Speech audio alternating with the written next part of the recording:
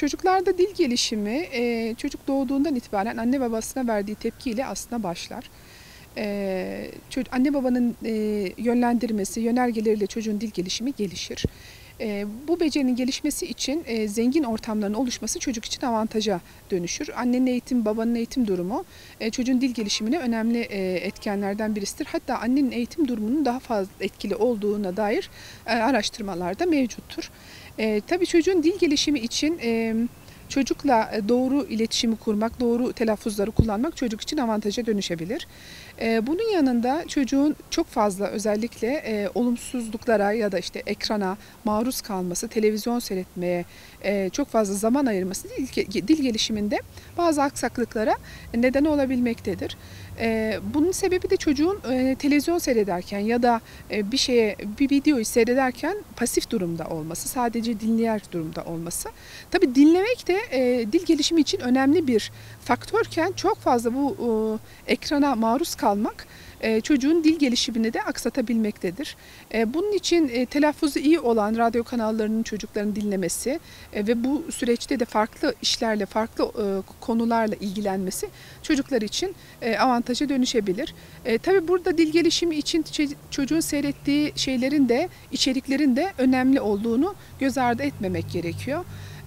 Çocuğun yaşına uygun olmayan, ne kadar dil becerisi gelişmiş şeyler olursa olsun çocuğun ruh sağlığına uygun olmayan şeylerin çocukların seyretmemesi gerekir. Ülkemizde bu konuda TRT Çocuğun avantajlı olduğunu düşünüyorum. Bir önceki nesillere göre daha avantajlı bir durum. Çünkü bu çocukların şu anda bu kanalı seyretme imkanları var. Bu doğrultuda dil gelişiminde gelişebileceğini söyleyebiliriz. Yani tabii okuma da dil gelişimi için çok önem arz etmektedir. Çünkü dil dediğiniz şey kelimelerden oluşur. Yani dili doğru telaffuz etmenin yanında hangi kelimeleri doğru kullanacağınız da dil gelişiminin göstergelerinden bir tanesidir. Dil gelişiminde kelime hazinesinin zenginleşmesi çocukların kitap okumasıyla olur. Peki bu kitap okumayı nasıl yapabiliriz? Çocuklarınızın karakterlerine göre, bazıları zamana göre işte günde 1 saat, bazıları da günde 10 sayfa şeklinde çocuklar kitap okuma becerisini geliştirebilirler. Ancak bazı durumlara dikkat etmesi gerekiyor anne babaların. Özellikle çocukların kitap okurken zamana bağlı olarak günde yarım saat ya da 1 saat kitap okurken hayallere dalma ihtimalinin fazla olduğunu göz ardı etmemek gerekiyor. Bu doğrultuda zamana bağlı olmadan ziyade işte belli sayfalarda çocuğun kitap okuması, çocuğun kitabı okuduktan sonra anne babanın, bakın çok önemli, okuma yazma bilsin ya da bilmesin, çocuğun okuduğu şeyi anlatmasını istemesi, çocuğun dil gelişimini önemli şekilde geliştirecektir.